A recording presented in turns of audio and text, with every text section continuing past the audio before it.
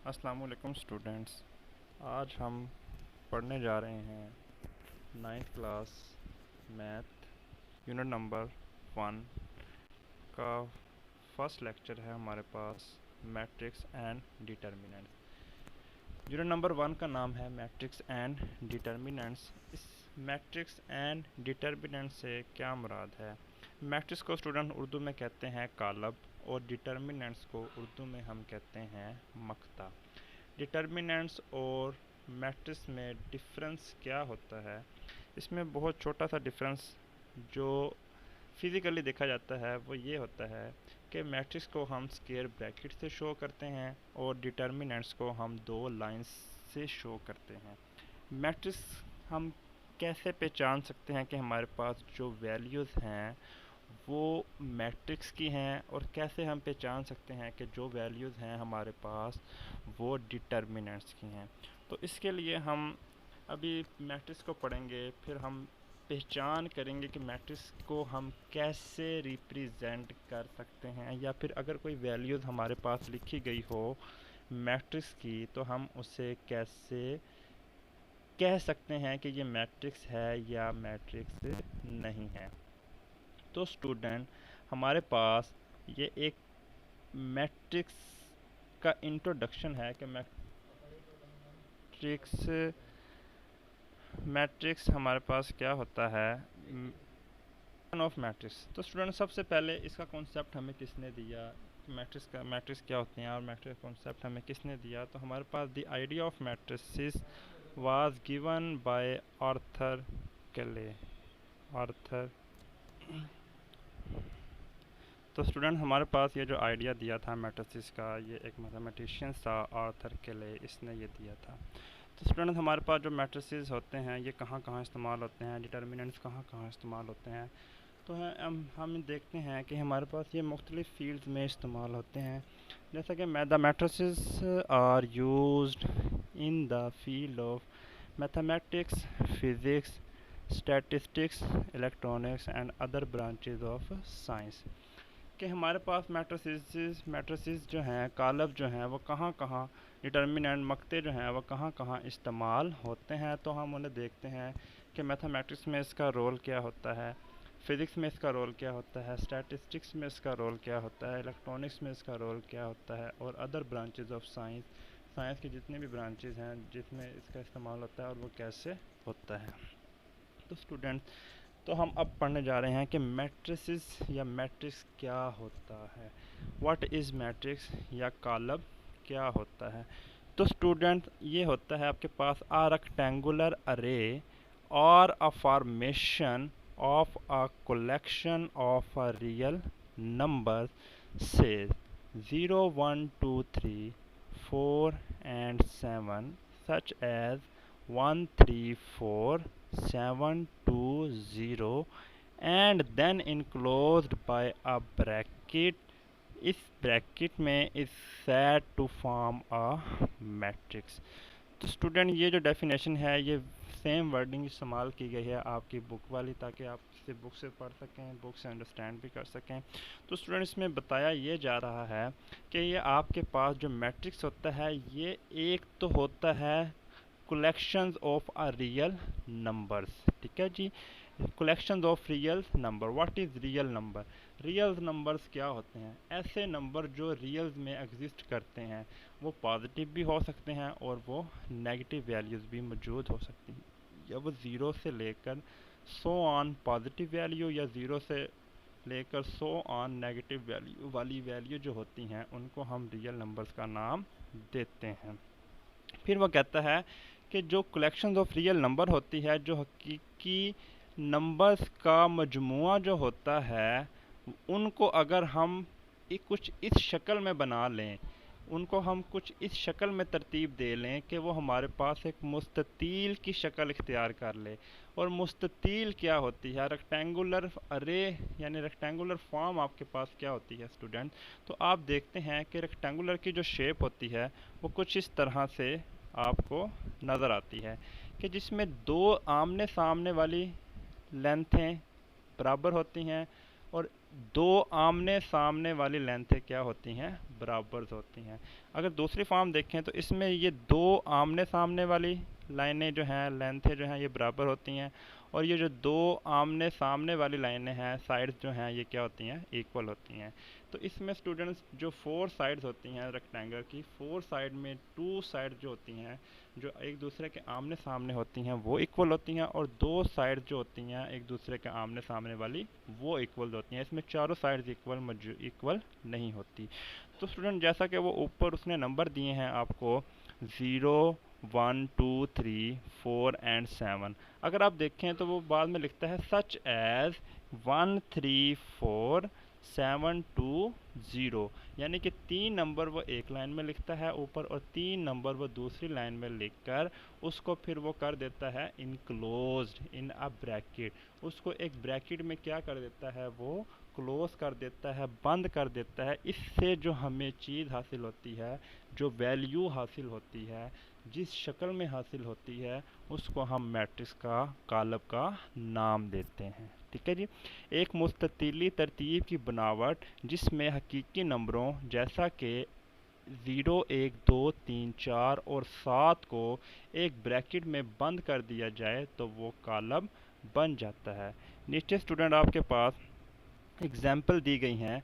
ऊपर वाली वैल्यूज़ को ही, जैसे ये ऊपर वैल्यू दी गई थी 1, 3, 4, 7, 2, 0, इसको अगर हम स्क्वायर ब्रैकेट, बड़ी ब्रैकेट में बंद कर दें तो हमारे पास स्टूडेंट ये एक मैट्रिक्स बन जाता है। क्या बन जाता है स्टूडेंट, हमारे पास ये एक मैट्रिक्स यानी कि कॉलम बन जाता है। इस तरह स्टूडेंट बहुत सी एग्जांपल्स हैं, जैसा कि 2, 1, 3, 4।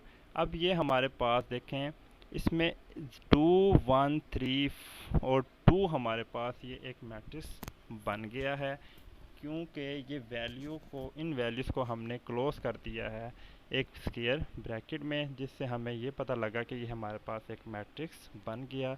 इस तरह स्टूडेंट आगे वाला वैल्यू है 0, 0 को हमने इनक्लोज कर दिया ब्रैकेट में, तो ये हमारे पास क्या बन गया, एक अदर मैट्रिक्स बन गया। इस तरह हमारे पास स्टूडेंट 1 और 2 है, तो ये हमारे पास मैट्रिक्स, ये भी एक मैट्रिक्स बन गया है, कॉलम बन गया है। अब स्टूडेंट सवाल आता है कि अगर ये मैट्रिक्स हैं तो हम इनको क्या नाम दे सकते हैं। अगर हम इनको नाम दे सकते हैं तो फिर ये हमारे पास अंदर जो इस्तेमाल हो रही हैं वैल्यू 1, 3, 4, 7, 2, 0, ये हमारे पास क्या होती हैं। तो स्टूडेंट इसको हम कहते हैं एंट्रीज, एलिमेंट्स कहते हैं। इसको हम कहते हैं एलिमेंट्स, किसके, उस कॉलम के जो हम कॉलम इस्तेमाल कर रहे हैं। तो कॉलम में मौजूद जो वैल्यूज़ होती हैं उनको हम एंट्रीज़ या एलिमेंट्स का नाम देते हैं। जो हमारे पास इन स्क्वायर ब्रैकेट के अंदर मौजूद होती हैं उनको हम एंट्रीज़ या एलिमेंट्स का नाम देते हैं। तो स्टूडेंट का आगे आता है रिप्रेजेंटेशन ऑफ मैट्रिसेस, यानी कि कॉलमों का इजहार। अब कॉलम तो आपने बना लिए, मैट्रिसेस तो आपने बना लिए, अब आप उनको ज़ाहिर कैसे करेंगे, कि कौन सा कॉलम आप किस नाम से ज़ाहिर करेंगे, उसकी रिप्रेजेंटेशन अब आपको दिखाई जा रही है। कॉलम कैसे रिप्रेजेंट किया जाता है। तो student matrices are denoted by capital letter, जैसा कि A, B, C, M, N, E, T, C वगैरह। तो स्टूडेंट मैट्रिसेस को हम डिनोट करते हैं कैपिटल लेटर से। किसके कैपिटल लेटर से, आपके स्टूडेंट अल्फ़ाबेटिकल जो होते हैं लेटर, उनके जो इंग्लिश के हरूफ होते हैं ए, बी, सी, एक्स, वाई, जी, एम, एन वगैरह, इससे हम उन्हें ज़ाहिर करते हैं मैट्रिसेस को। कि मैट्रिसेस की पहचान क्या होती है, कि वो इक्वल टू एनी अल्फ़ाबेट होते हैं, और वो सारे अल्फ़ाबेट क्या होते हैं, कैपिटल होते हैं। इसमें कोई भी अल्फ़ाबेट स्मॉल नहीं होगा। कि जैसे छोटी ए बी सी होती है और बड़ी ए बी सी होती है, तो इसमें छोटी ए बी सी के जो होंगे नंबर, वो उसके एलिमेंट्स कहलाएंगे। वो उसके एलिमेंट्स हो सकते हैं, लेकिन वो मैट्रिसेस के रिप्रेजेंटेशन में इस्तेमाल नहीं होगा। मैट्रिक्स की रिप्रेजेंटेशन में सिर्फ़ और सिर्फ आपका कैपिटल लेटर जो हैं अल्फ़ाबेट के A B C M N वगैरह क्या होंगे, इस्तेमाल होंगे। तो स्टूडेंट फॉर एग्जांपल नीचे ये दिखाया गया है, वही कॉलम है आपका पास पहले वाला कि 1 2 3 4 5 0, 1 2 3 4 5 0। जब आप इसको इनक्लोज कर देंगे, बंद कर देंगे एक स्क्वायर ब्रैकेट में, तो आप इसको नाम दे रहे हैं मैट्रिक्स ए का। इसे इक्वल कर रहे हैं ए मैट्रिक्स के। तो जिससे हमें अब ये जाहिर हो रहा है कि हमारे पास अब ये कॉलम भी बन गया है, और वो कॉलम कौन सा है, ए कॉलम है। अब ये ए की तमाम वैल्यूज़ हैं जिसके एलिमेंट्स क्या हैं, 1 2 3 4 5 और 0। इस तरह स्टूडेंट हमारे पास एक बी मैट्रिक्स है जो हमारे पास 0 और 1 का था। इसको हमने क्लोज कर लिया विद इन स्क्वायर ब्रैकेट, तो हमने इसको नाम दे दिया बी मैट्रिक्स का। इस तरह स्टूडेंट हमारे पास सी मैट्रिक्स है, इसको हमने 1 और 2 एलिमेंट्स से बनाकर लिख लिया कि हमारे पास ये एक मैट्रिक्स है जिसके 2 एलिमेंट्स हैं 1 और 2, और उसको हमने नाम दे दिया सी का। तो स्टूडेंट इसके बाद हमारे पास आता है कि आपके पास मैट्रिसेस तो आपने पढ़ लिए क्या होते हैं, और हम उन्हें कैसे लिख सकते हैं, उनकी रिप्रेजेंटेशंस क्या होती हैं, उनके एलिमेंट्स क्या होते हैं, एलिमेंट्स में कौन कौन सी वैल्यूज़ आप इस्तेमाल कर सकते हैं। तो याद रखिएगा स्टूडेंट, एलिमेंट्स में आप तमाम रियल वैल्यू इस्तेमाल कर सकते हैं, और तमाम स्मॉल अल्फ़ाबेट लेटर भी आप उसमें इस्तेमाल कर सकते हैं। ठीक है जी। अब स्टूडेंट बात आती है कि मैट्रिक्स में दो चीज़ें होती हैं, रोज़ और कॉलम। रोज़ क्या होती हैं और कॉलम्स क्या होते हैं, और उनको किन किन चीज़ों से ज़ाहिर किया जा सकता है। तो स्टूडेंट सबसे पहले आपके पास आता है रोज़ एंड कॉलम्स, यानी कि कतारें और कॉलम। कि कतारें और कॉलम से क्या मुराद है स्टूडेंट, आपने देखा होगा कि बच्चों की जो इंग्लिश की कॉपीज़ होती हैं उसमें जो लाइनें लगी होती हैं वो आपको इस तरह, जैसे इस पेज की लाइनें नज़र आ रही हैं, ये आपके पास उफ़क़ी लाइनें नज़र आ रही हैं आपको। ठीक है जी, जो एक पॉइंट से शुरू होती हैं दूसरे पॉइंट पर जाकर ख़त्म हो जाती हैं। ठीक है जी, तो इन्हें हम कतार कहते हैं। क्या कहते हैं जी, कतार। और दूसरा होता है कॉलम। कॉलम किस तरह स्टडी किया जाता है कि ऊपर टॉप से आपने बॉटम की तरफ आना है, टॉप से बॉटम की तरफ जो चीज़ स्टडी की जाती है उसको हम कॉलम या कॉलम का नाम देते हैं। ठीक है जी। और लेफ़्ट टू साइड जो चीज़ स्टडी की जाती है उसे हम रो यानी कतार का नाम देते हैं। तो स्टूडेंट यहाँ पर आपको बताया गया है कि इन मैट्रिक्स, वो मैट्रिक्स जो आप स्टडी करने जा रहे हैं उसमें दी हॉरिजॉन्टल वे या लाइंस, जो हॉरिजॉन्टल लाइंस होती हैं, हॉरिजॉन्टल वेज होते हैं, is called rows. It is denoted by R. तो इसको हम किससे ज़ाहिर करते हैं, रो, यानी कि जो इसका फर्स्ट लेटर है रो का उसको हम आर, कैपिटल आर से डिनोट करते हैं। तो स्टूडेंट कॉलम में उफ़क़ी लाइनों को कतारें कहते हैं। उफ़क़ी लाइनें जो लेफ़्ट टू साइड जा रही हों उन्हें हम कतारों का नाम देते हैं। इसको हम स्टूडेंट आर से ज़ाहिर करते हैं। ठीक है जी। तो स्टूडेंट दूसरी टर्म इसमें आती है हमारे पास कॉलम की। कॉलम क्या होता है, उसी कॉलम में, उसी मैट्रिक्स में हम जिसमें हमने रो को स्टडी किया उसी में ही हमने कॉलम को भी स्टडी करना होता है, क्योंकि एक ही मैट्रिक्स में दो चीज़ें एक ही वक्त में मौजूद होती हैं, रोज़ भी होती हैं और कॉलम भी मौजूद होते हैं। वो अलग बात है कि कभी रोज़ इक्वल हो जाती हैं कॉलम के, कभी रोज़ इक्वल नहीं होती कॉलम के। इसमें डिफरेंस हो जाता है कि रोज़ इक्वल भी हो सकती हैं कॉलम के और रोज़ अनइक्वल भी हो सकती हैं कॉलम की। तो स्टूडेंट वो मैट्रिक्स जिसको हम स्टडी कर रहे हैं उसमें जो वर्टिकल लाइंस होती हैं, वर्टिकल वेज जो होते हैं, जो टॉप टू बॉटम हम स्टडी करते हैं, इज़ कॉल्ड अ कॉलम। और स्टूडेंट इसको हम डिनोट करते हैं कैपिटल सी के साथ। तो स्टूडेंट कॉलम में अमूदी लाइनों को कॉलम कहते हैं। इसको हम सी से ज़ाहिर करते हैं। ठीक है जी, इसको सी से ज़ाहिर किया जाता है। तो नीचे स्टूडेंट मैंने दो एग्जांपल्स लिखी हैं, एक में शो किया गया है कि कॉलम क्या होते हैं और एक में शो किया गया है कि रोज़ क्या होती हैं। ये एक ही एग्जाम्पल के दो व्यू आपको दिखाए गए हैं कि एक कॉलम कैसे लिखते हैं और एक रोज़ कैसे लिखते हैं एक ही मैट्रिक्स में, एक ही कॉलम में। तो स्टूडेंट आपके पास ये एक ए मैट्रिक्स है जिसके एलिमेंट हैं 1 2 0 3 5 4 2 1 -1। तो स्टूडेंट अगर आप लेफ़्ट टू साइड चलें तो एक लाइन में कितने नंबर्स आ रहे हैं आपके पास, 1 2 और 0, यानी कि एक लाइन में आपके पास डिफरेंट डिस्टेंसेस के लिहाज से 2 और 3 वैल्यूज़ आ रही हैं। तो लिहाजा ये हमारे पास एक ही लाइन में जितनी भी वैल्यूज़ आ जाएं उसको हम सिंगल रो कंसिडर कर सकते हैं। वो एक वैल्यू भी हो सकती है, वो दो वैल्यू भी हो सकती है, वो तीन वैल्यू भी हो सकती है, वो सो ऑन, जितनी भी वैल्यू सिंगल लाइन पर आएंगी वो सिर्फ एक रो कहलाएंगी। ठीक है स्टूडेंट, इसी तरह हमारे पास दूसरी रो आ जाती है। दूसरी रो में भी दूसरी लाइन पर भी जितनी वैल्यूज़ आएंगी, वो 2 हो, 3 हो, 1 हो, 5 हो, 7 हो, वो सारी की सारी आपके पास एक रो कहलाएंगे जिसको हम सेकंड रो का नाम देंगे। तो पहली रो को हमने R1, दूसरी रो को हमने R2 और तीसरी रो को हमने स्टूडेंट R3 का नाम दे दिया। इस तरह आपके पास स्टूडेंट और भी रोज़ बन सकती हैं, R4, R5 और R6। लेकिन स्टूडेंट जब एक लाइन पे जितनी भी वैल्यू आ जाएं उसको आपने सिंगल रो कंसिडर करना होता है। ठीक है, जिसको आप सिंगल रो कंसिडर करेंगे उसको सिर्फ एक ही रो से जाहिर करेंगे।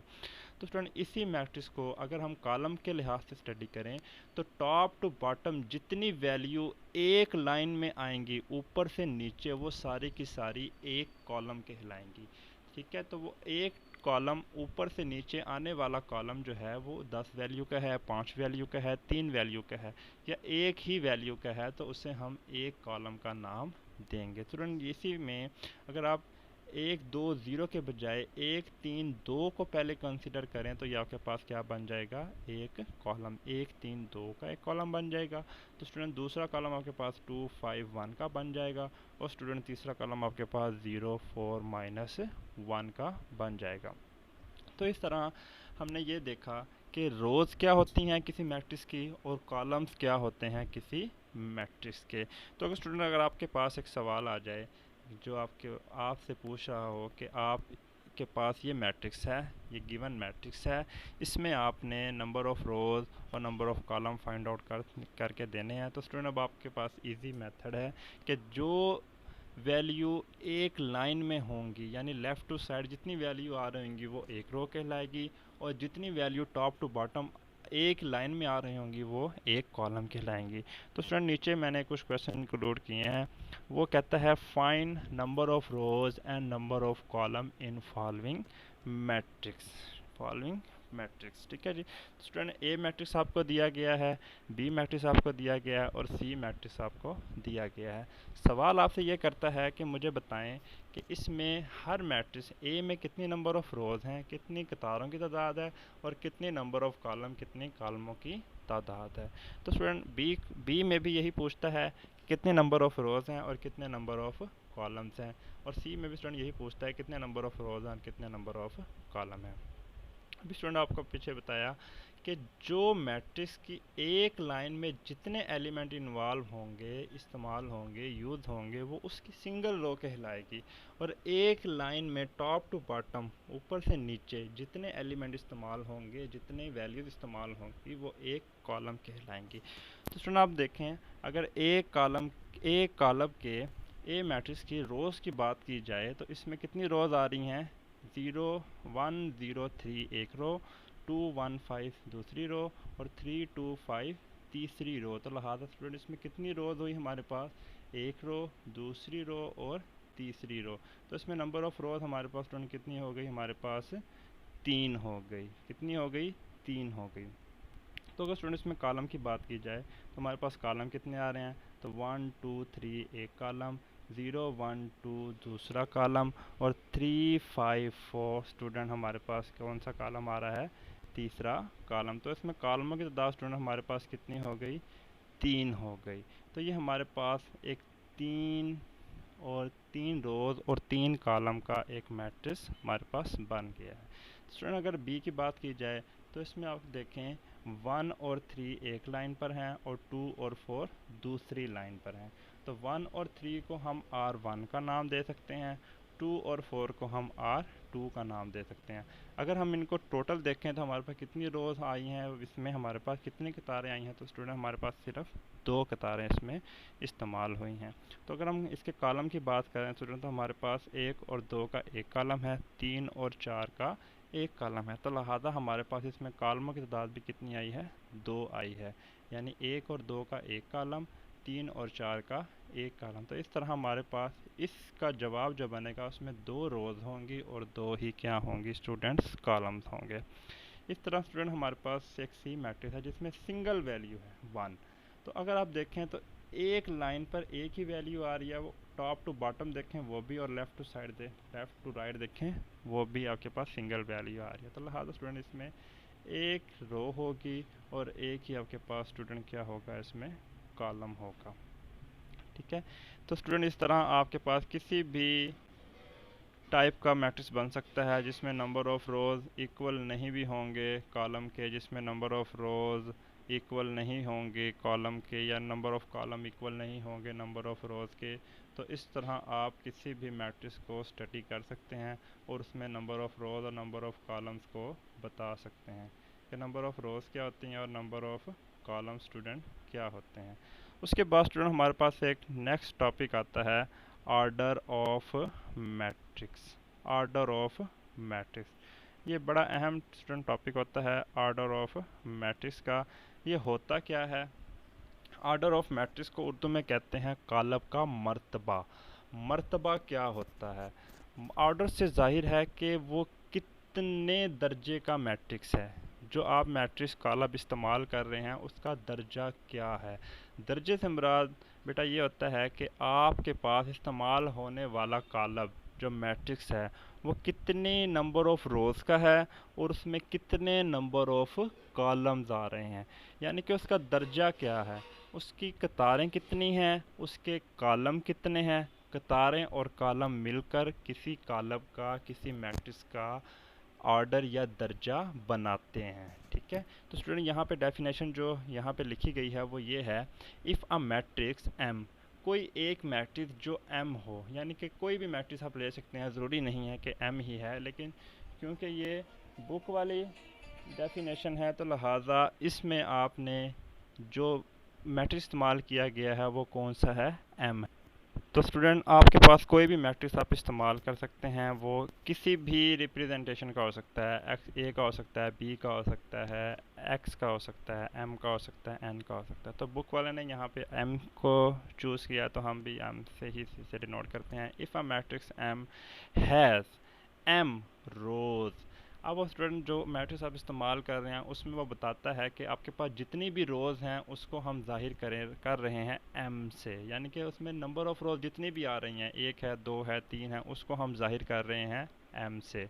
और दूसरा एंड एन कॉलम, और उसमें जितने भी कॉलम आ रहे हैं, 1 है, 2 है, 3 है, सो ऑन, जितने भी कॉलम आ रहे हैं हम उन तमाम कॉलम्स को शो कर रहे हैं एन से। Then M is said to be of order M by N or M cross N। तो स्टूडेंट इसे दो तरह से लिखा जाता है ऑर्डर को, या दो वैल्यूज़ यानी कि कतारों और कॉलमों के दरमियान हम बाय डाल दें, या कतारों और कॉलमों के दरमियान हम क्रॉस यानी ज़रब का निशान डाल दें, तब भी हमारे पास इसका ऑर्डर बन जाता है। तो स्टूडेंट वो कह ये रहा है कि अगर एक कॉलम एम में एम क्या हो, आपकी कतारों की तादाद हो, और एन आपके कॉलमों की तादाद हो, तो कॉलम एम का मर्तबा होगा एम बाय एन या एम क्रॉस एन। तो स्टूडेंट आपको एक बात इसमें क्लियरली नज़र आ रही होगी कि पहले आप कतारों को स्टडी करेंगे फिर आप कॉलम्स को स्टडी करेंगे। यानी कि अगर आप ऑर्डर लिखना चाह रहे हैं, उसकी तरतीब लिखना चाह रहे हैं, तो स्टूडेंट वो क्या होगा आपके पास कि पहले तरतीब में कॉलम, पहली तरतीब में कतारें, और फिर बाय के बाद आप कॉलम को ज़ाहिर करेंगे। तो स्टूडेंट तो कोई भी कॉलम हो, कोई भी मैट्रिक्स हो, उसमें चाहे जितनी मर्जी नंबर ऑफ़ रोज़ हों उसको आप रिप्रेजेंट करेंगे एम से, और जितनी नंबर ऑफ़ कॉलम्स हो उसको आप रिप्रेजेंट करेंगे n से। तो स्टूडेंट नीचे आपके पास एग्जांपल दी गई है एक, a इज़ इक्वल टू 1 2 3 और 4। अगर आप स्टूडेंट इसमें देखें तो आपके पास कितनी नंबर ऑफ रोज आ रही हैं इसमें, एक लाइन पर, पहली लाइन पर 1 और 2 एक रो बना रही है, 3 और 4 दूसरी रो बना रही है। इसी तरह स्टूडेंट 1 और 3 एक कॉलम बना रहे हैं और 2 और 4 आपके पास एक कॉलम दूसरा कॉलम बन रहा है। तो नंबर ऑफ रो स्टूडेंट इसमें कितनी हुई, m कितना हुआ आपके पास इसमें स्टूडेंट 2 हुआ। और इसी तरह स्टूडेंट नंबर ऑफ कॉलम यानी कि n आपके पास स्टूडेंट इसमें कितना हुआ, 2 हुआ। क्यों 2 हुआ, आप देखें इसमें 1 और 2 एक रो है, 3 और 4 दूसरी रो है। इस तरह 1 और 3 वन कॉलम है, 2 और 4 दूसरा कॉलम है। तो स्टूडेंट अगर आप a का मर्तबा ऑर्डर ऑफ a लिखना चाहते हैं तो वो आप क्या लिखेंगे, m बाय n। क्या लिखेंगे स्टूडेंट, m बाय n। तो m आपके पास स्टूडेंट क्या है, नंबर ऑफ रोज यानी कतारों की तादाद है, और n स्टूडेंट आपके पास क्या है, नंबर ऑफ कॉलम यानी कॉलमों की तादाद है। तो इस तरह हमारे पास इस मैट्रिक्स का दर्जा बन गया, वो क्या है, मर्तबा बन गया, वो क्या है 2/2 का हमारे पास इस मैट्रिक्स का ऑर्डर आ गया। और स्टूडेंट ऑर्डर ऑफ ए, यहाँ ऑर्डर ऑफ कुछ भी हो सकता है। यहाँ ए के अलावा अगर यहाँ पे बी होता तो ऑर्डर ऑफ बी बन जाता, सी होता तो ऑर्डर ऑफ सी बन जाता, डी होता तो ऑर्डर ऑफ डी बन जाता। तो स्टूडेंट जो मैट्रिक्स आपको दिया जाएगा वही आपने ऑर्डर में इस्तेमाल करना होता है। नीचे एक सेकंड एग्जांपल दी गई है, b इज इक्वल टू 1 3 0 1 2 और 0। तो स्टूडेंट आपसे सवाल ये करता है कि इसका ऑर्डर निकाल कर दें, find the order of this matrix b। तो आप स्टूडेंट आप कैसे फाइंड करेंगे b का ऑर्डर, आपके पास देखें इसमें कितनी रोज आ रही हैं वो आपने जज करनी है। एक लाइन पर दो वैल्यूज़ हैं, 1 और 3 मिलकर एक रो बना रही हैं, 0 और 1 मिलकर दूसरी रो बना रही हैं, और 2 और 0 मिलकर तीसरी रो बना रही हैं। तो लिहाजा स्टूडेंट इसमें नंबर ऑफ रोज, कतारों की तादाद कितनी हो गई आपके पास, 3। 1 और 3 एक रो, 0 और 1 दूसरी रो, 2 और 0 आपके पास स्टूडेंट हो गई है तीसरी रो। तो लिहाजा इसमें कतारों की तादाद, नंबर ऑफ रोज यानी कि m कितना हो गया आपके पास, 3 हो गया। तो लिहाजा स्टूडेंट अब चलते हैं कॉलम्स की तरफ। अगर आप देखें कॉलम इसमें कितने बन रहे हैं, 0 1 0 और 2 मिलकर एक कॉलम बना रहे हैं, 3 1 और 0 मिलकर दूसरा कॉलम बना रहे हैं। तो स्टूडेंट इसमें एक कॉलम ये बन गया और एक कॉलम आपके पास 3 1 0 का बन गया। तो इसमें नंबर ऑफ कॉलम यानी कॉलमों की तादाद कितनी हो गई आपके पास स्टूडेंट, 2 हो गई है। तो अगर आप इसका स्टूडेंट ऑर्डर लिखें, मर्तबा लिखें, ऑर्डर ऑफ बी। अब देखिए मैट्रिक्स बी यूज़ हुआ था तो हमने ऑर्डर भी किसका लेना है, बी का। अब हम यहाँ ए यूज़ नहीं कर सकते, जो मैट्रिक्स आपको दिया जाएगा उसके लिहाज से आपने स्टूडेंट उसका मैट्रिक्स का ऑर्डर लिखना होगा। तो लिहाजा ऑर्डर ऑफ बी स्टूडेंट आपके पास क्या आ जाएगा, बी का मर्तबा आपके पास क्या आ जाएगा, m by n, m by n। तो m आपने भी इसमें फाइंड आउट किया वो कितना था, 3 था, और n आपने स्टूडेंट अभी इसमें फाइंड आउट किया वो कितना था, 2 था। तो इस तरह स्टूडेंट इसका ऑर्डर बन गया 3/2। पीछे वाले में आपने देखा ऑर्डर था 2/2, क्योंकि उसमें 2 ही रोज थी और 2 ही क्या थे, कॉलम थे।